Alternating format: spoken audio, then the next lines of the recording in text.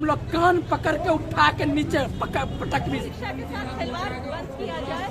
ये एक प्रक्रिया के तहत सरकार डर रही है।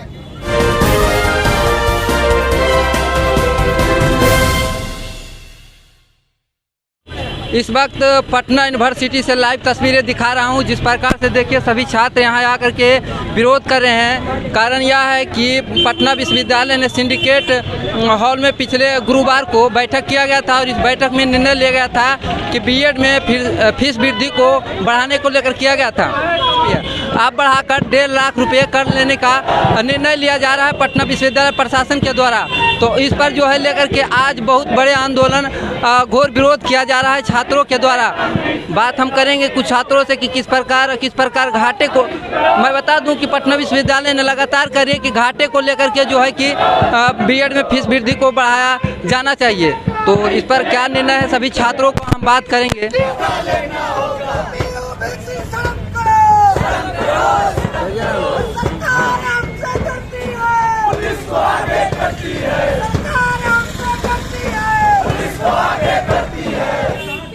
जो हुई है वो किसी भी तरह से हमें मंजूर नहीं है और हम चाहते हैं कि इसे वापस लिया जाए।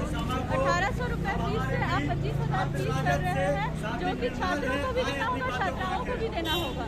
तो ये कहीं से भी जस्टिफाइड नहीं है। ये है कि घाटे किस प्रकार हुआ जा रहा है किसी को समझ में नहीं आ रहा। मैं बता दूं कि छात्रावास में अलॉटमेंट किया जाता है और उसमें फीस लिया जाता है 3,000 रुपये 4,000 रुपये जो भी हो। देने के बाद उनकी किसी प्रकार की व्यवस्था नहीं दिया जाता है। आखिर वो पैसा कहाँ जाता है, वो पैसा कहाँ जाता है। फिर लगातार कहती है कि घाटे हो रही है। तो ये पैसा किसी न किसी रूप में विश्वविद्यालय प्रशासन को कहीं लगाना चाहिए, जो कि नहीं लगाती है और अपने पॉकेट में रखती है। किस प्रकार प्रतिक्रिया देते हैं फीस वृद्धि को लेकर। देखिए, पटना विश्वविद्यालय जो ये काम कर रही है फीस बढ़ाने, ये सिर्फ आज नहीं बढ़ा रही है, ये एक प्रक्रिया के तहत काम किया था। आपको याद होगा पिछले दिनों हम लोगों ने भूख हड़ताल पर बैठा था।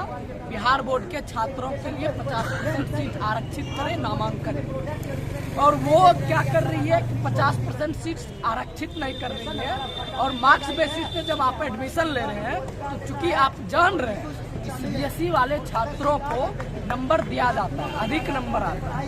तो ये जब स्टेट यूनिवर्सिटी है तो स्टेट यूनिवर्सिटी इसीलिए बनाया जाता है कि स्टेट के बच्चे उसमें अधिक पार्टिसिपेट, अधिकांश बच्चे स्टेट के पढ़े।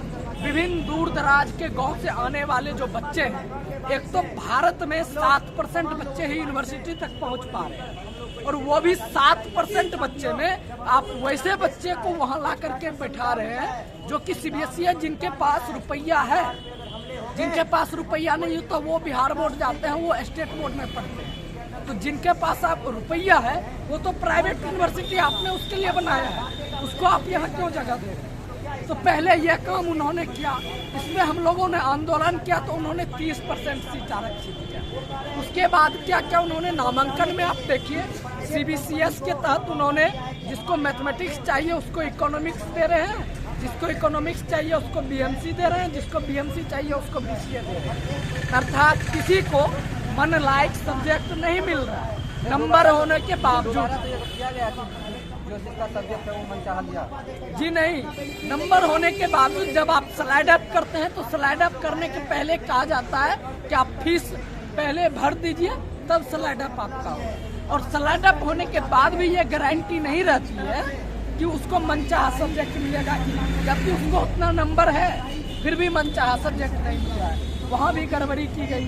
तीसरी बात, जब आगे हम बढ़ते हैं तो ये बीएड का फीस वृद्धि है और इसमें विश्वविद्यालय तर्क दे रही है कि हमारी विश्वविद्यालय घाटे में चल रही है इसलिए हम फीस वृद्धि कर रहे हैं। तो जब आपकी विश्वविद्यालय घाटे में चल रही है और आप छात्रों से फीस लेंगे तो विश्वविद्यालय होने का मतलब क्या है, फिर विश्वविद्यालय को बंद कर दीजिए। तो प्राइवेट विश्वविद्यालय भी फीस 1.5 लाख ले रही है, 2 लाख ले रही है, आप भी ले रहे हैं। तो राज्य सरकार का तो ये विश्वविद्यालय ही नहीं है, सिर्फ नाम का एक तमगा लगा हुआ है कि ये राज्य सरकार का विश्वविद्यालय है।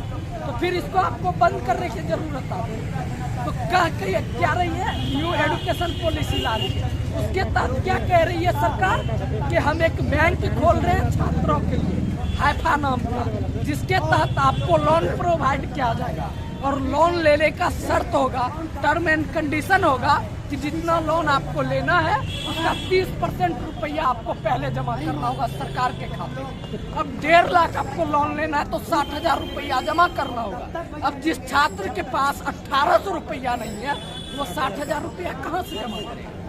आप सोचिए। तो सरकार ये क्या कर रही है? खुद लोन देगी, खुद पढ़ाएगी, और अगर आप लोन नहीं ले सकते हैं, अगर आप रुपये नहीं दे सकते तो पढ़ना छोड़ दीजिए। अर्थात गरीब के बच्चे, मजदूर के बच्चे जो हैं वो नहीं पढ़ पाएंगे। यहाँ प्रशासन खड़ी है, प्रशासन को भी, पुलिस प्रशासन के भी ऑफिसर को उतने रुपये नहीं मिलते हैं जो कि अपने बच्चे को प्राइवेट संस्थान में भेज सके। आप प्रशासन से पूछ लीजिए सैलरी कितनी होती है, मैक्सिमम 50,000।